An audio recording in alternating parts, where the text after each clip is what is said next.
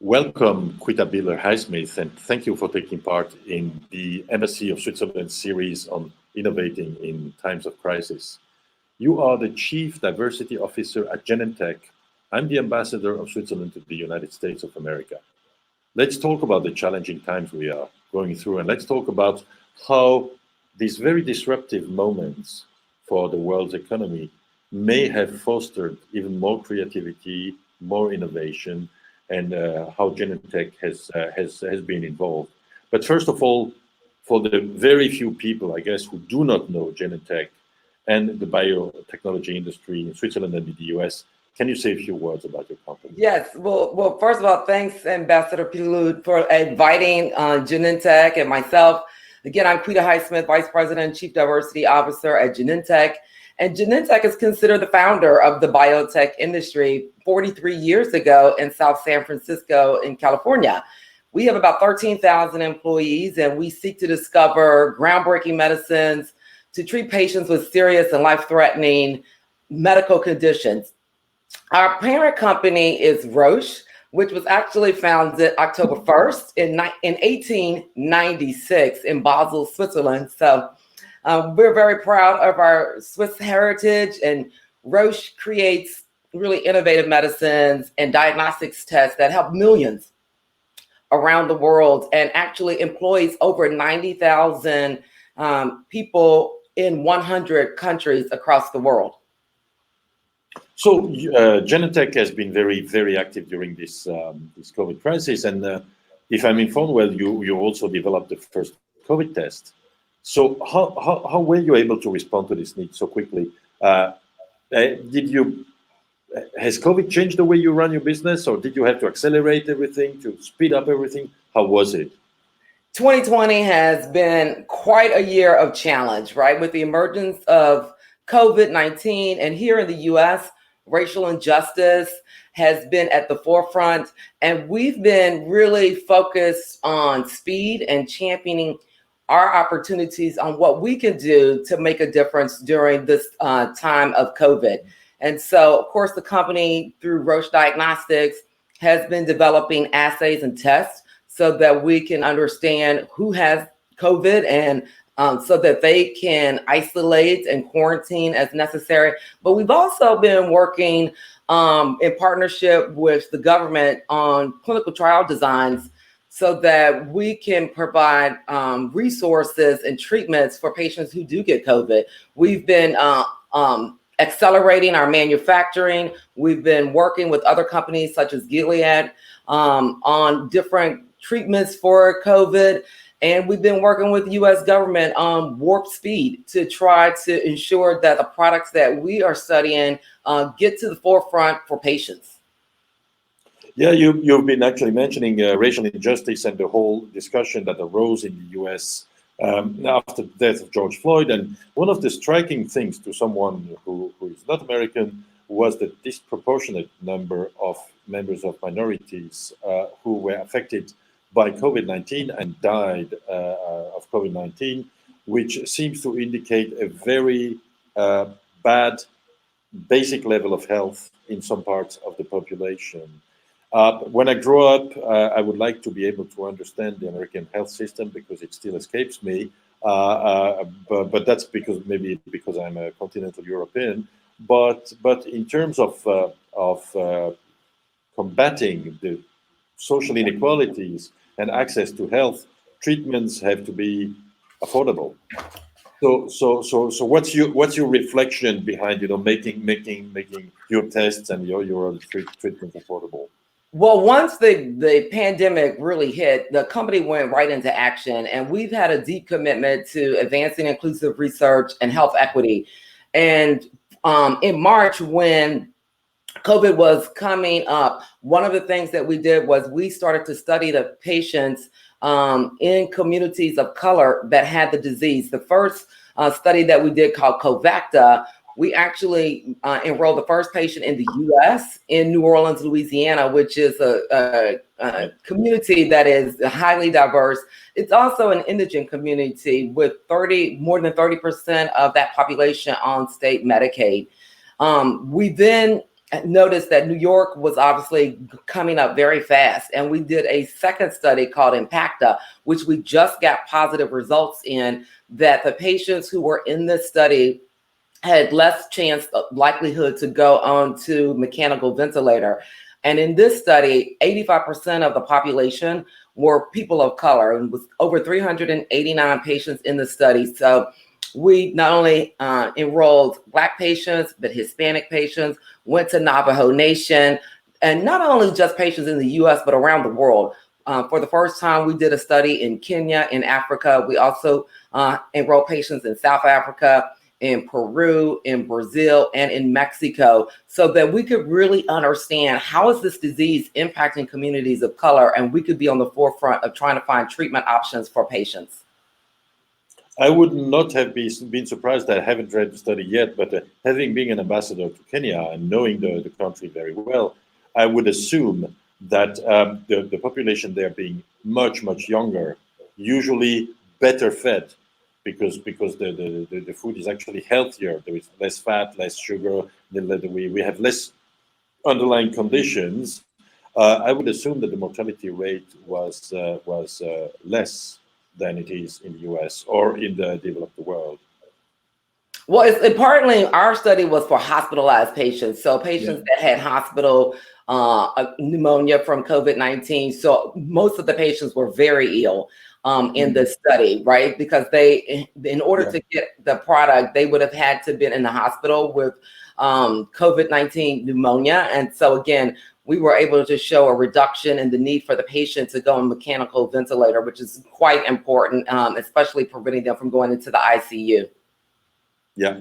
No, I mean, yours is a business that, of course, there is part is run from offices, but there is also manufacturing, there is also labs, there is research, people need to meet, to talk or whatever. How did COVID change the way you do business? Well, COVID has obviously been changing the way we think about our workforce, especially during this time where many of our employees are having to shelter in place and working from home. And we're learning how to use these platforms like the one that we're on today versus being face-to-face. We have had some of our workforce that is in the lab have to go back. And so we're putting in measures, testing and social distancing and wearing masks for those employees that have to go to the office. But the majority of our workforce has now been working from home for the last 7 months. And we're actually getting quite a lot of work done. I think it might accelerate the opportunity for employees to actually live and work anywhere and still be able to do the business of Genentech and Roche. Do you see a future where the physical presence in offices will be reduced just because we realized it can actually function that way? We can reduce the costs, we can reduce commuting, of course, to the dismay of property developers and city centers. But did the pandemic fit ideas that you already had on how the business would be run in the future? Did it accelerate it? Did it change the way you envisioned the future? I think it's going to help accelerate us, really being able to cultivate the best minds, no matter where they live.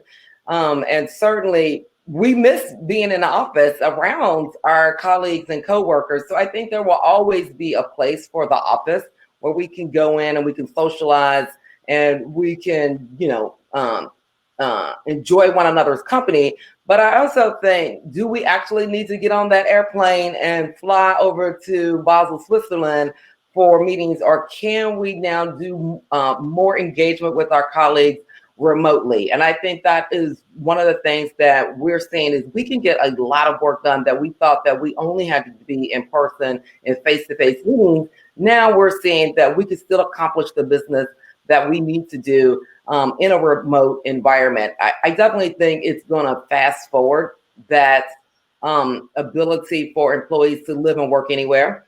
But we'll always have a place at the office. I mean, we miss the office. I want to see my colleagues.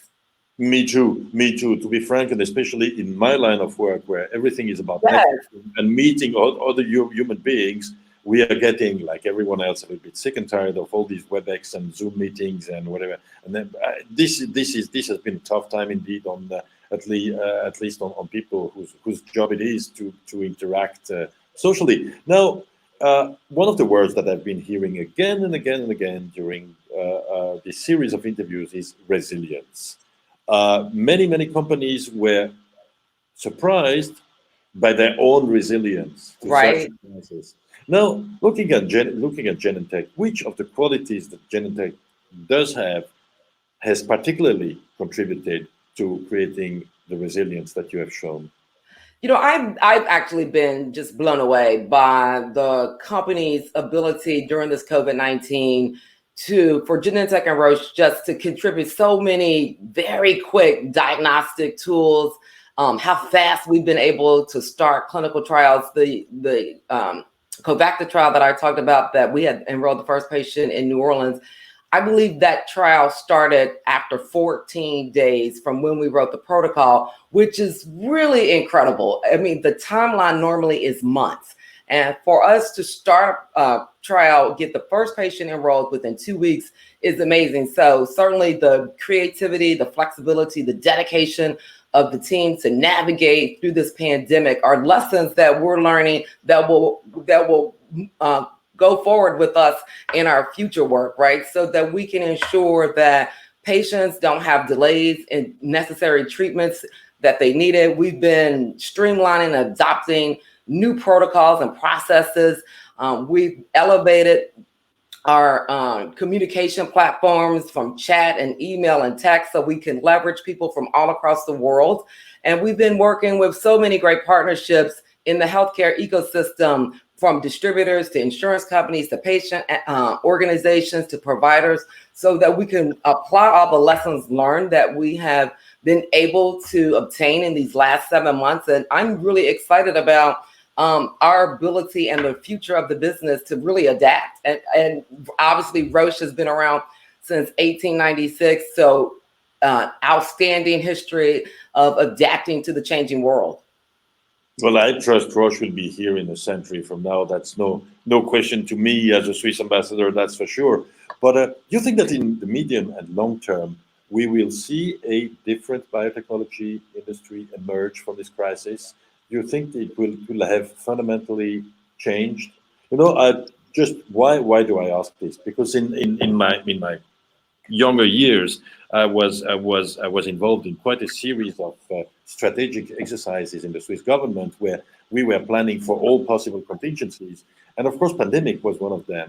Usually, we were planning on a pandemic that would be set off by a biotechnological terrorist attack. You know, these kind of things, and somehow in the back of our minds, yeah, it was a very remote possibility. It was a black swan. Now we had the pandemic. This pandemic has been not as deadly as it could have been.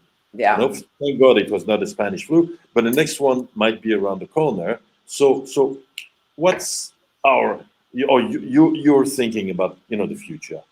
You know, I used to run the Tamiflu franchise, a couple of jobs ago at the company, and we have been planning for a pandemic and doing many exercises over many years. And so the one thing that I think is our opportunity still is that for governments across the world to really share their insights and their knowledge, as well as I think what this pandemic has taught us and what we've learned is we're doing more partnerships with other companies to do research together versus us being competitive to one another, really working together for the greater good of the world. And I think that's going to continue, these types of partnerships, so that we can really provide patients across the world really access to medicines and speed up, because when you work together with other companies, you can speed up the process. And I'm excited about these opportunities. So being Swiss, we like usually to end up on a positive note. Okay. So if I were to ask you, what's the most positive lesson that you personally or the company has drawn from this crisis? Well, I'll start personally. I've been married for 27 years, and I have been around my husband now the last 7 months, 24 hours a day, 7 days a week. And before I traveled maybe 2 weeks out of the year. And so it has proven that I did marry the right person. I have not thrown him off our balcony. We are getting along just fine with all of our togetherness. So I am very happy that we have a strong marriage. So that's personal. And then well, I came to the same conclusion on the personal level. So, but it's only 20 years, but still.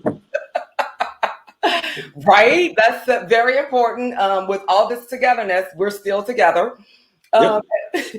And then professionally, I would say that I have really seen the company employees go above and beyond, just work around the clock to ensure that we're doing everything we can to ensure that patients get the treatments that they need. And it's really been inspiring to watch the company go into action. And I'm excited about the future. And I think our industry has demonstrated that when it comes to banding together to really do right by patients, that we're going to step up and we're going to stand up and we're going to be there for our communities.